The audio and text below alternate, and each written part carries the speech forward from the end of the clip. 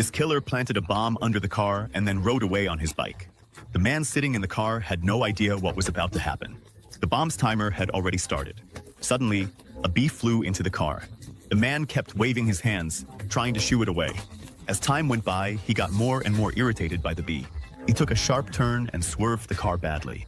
Now, only 14 seconds were left, but the man was still busy fighting with the bee. Then the bee settled down on the dashboard. The man took off his shoe and raised it to kill the bee. The killer standing at a distance thought the job was done, but he was shocked when he saw that the man was completely unharmed.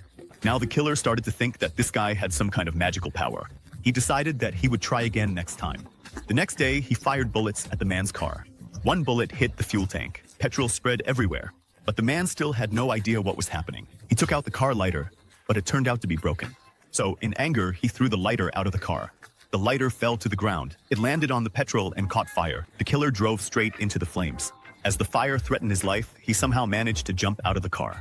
The Jeep rolled straight into the ravine and exploded with a loud bang. Now the killer couldn't believe how difficult this mission had become. Meanwhile, the man was still moving forward with his leaking car. The boss now decided to send his most dangerous assassin. After a while, the man reached a gas station. That top assassin also arrived there, following him. He pulled out a knife and showed the marks on his hand. Each mark was proof of a kill. He said that this job was child's play for him, but the man still couldn't make sense of anything. Meanwhile, a gas station attendant came over and plugged the hole in the car's fuel tank with chewing gum. At the same time, the man was washing his hair using a water gun. He had no idea that the killer was slowly approaching him. The killer had a cloth soaked in knockout chemicals in his hand, but just as he went to attack, the cloth flew up in the air and landed right on his own face. Once again, the man escaped by sheer luck. A few hours later, the killer regained consciousness, but by mistake, he pressed the secret trigger on his own knife and died instantly. Now the boss was absolutely furious. He sent 5 more agents to catch that man. He even stationed guards around him to keep watch. But suddenly, that man showed incredible strength. He broke the ropes and jumped out the window. He tied up one of the guards.